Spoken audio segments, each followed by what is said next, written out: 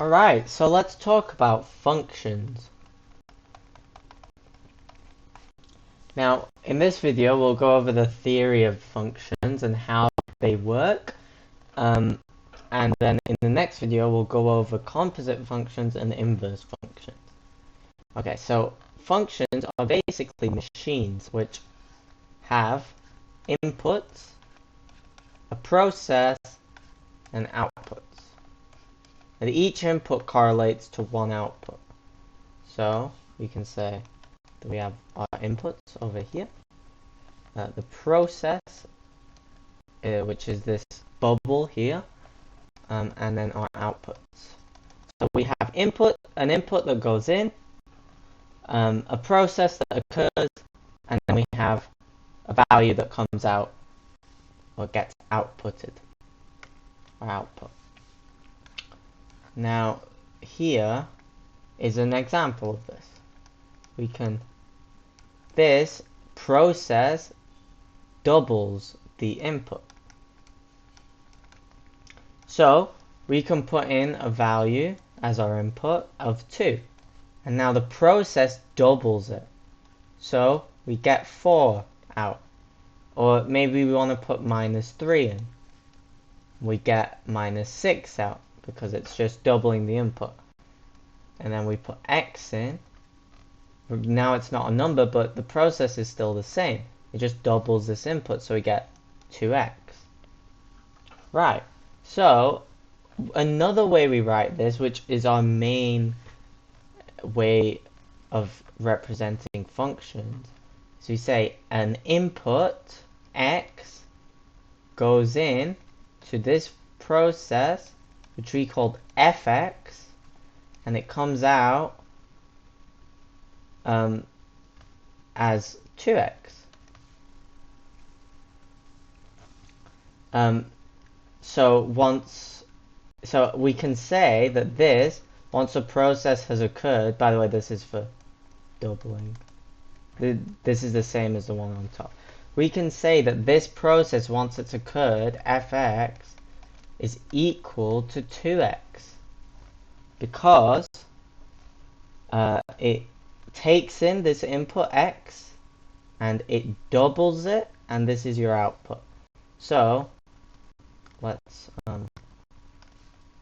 box this and say that this is our input, this is the process,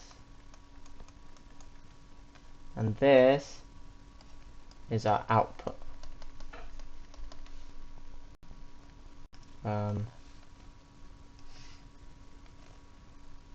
So move this over here.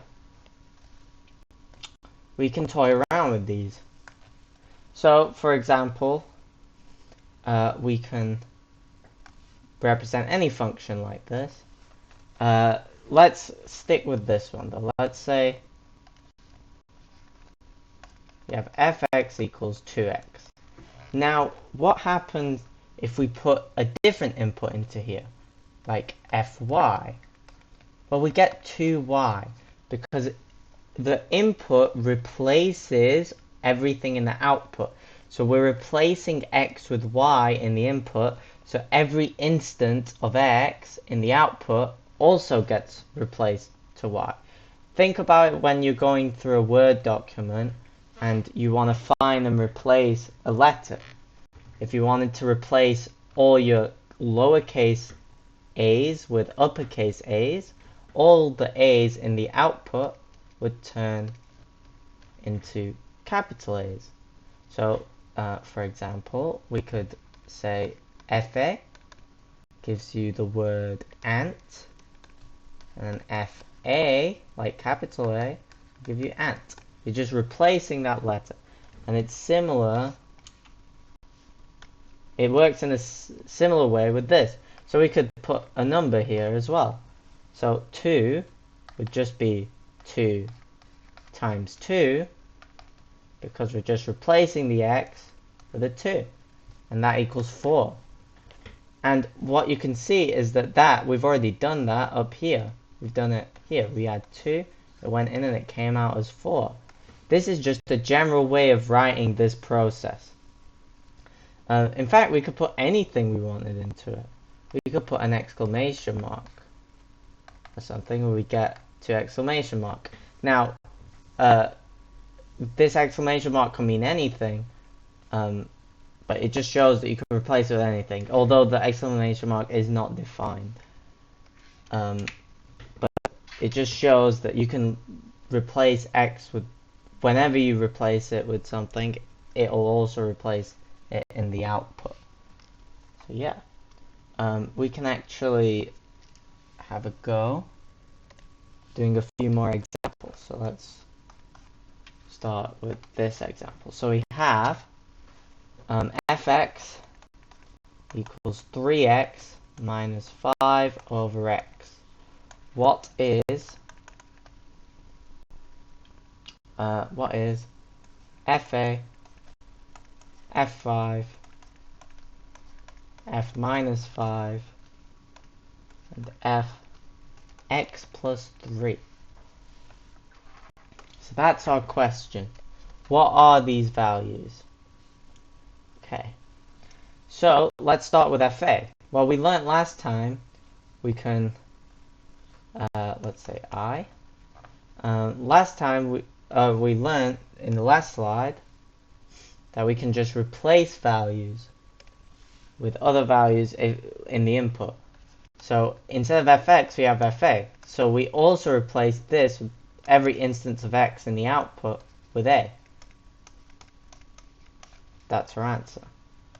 Okay, now with f5, we do the same thing. We replace each instance of x, the output, with 5, like that. Now 3 times 15 is 3 times 5 is 15, and 5 over 5 is 1, so we get 14. Now with minus 5, we do the same. We replace it with minus 5, but remember the minus is part of the input, so we have to put that in the brackets as well. Now this is minus 15 because we have the negative, and 5 divided by minus 5 is minus 1, but remember we have this minus here, so we have minus 1, which is plus 1. So we got minus 15 plus 1, which is minus 14, like so. Now this one, fx plus 3, just shows that it really doesn't matter how complex the input is. You're really only doing the same thing. We again replace these two values, every instance of x, with x plus 3, like so. Now we could maybe simplify this a bit, expand the brackets, but that is fx plus 3. If they don't ask you to simplify, you don't need to. So yeah, that is how functions work. But next time we'll learn about more things we can do with functions, such as combining functions and finding inverse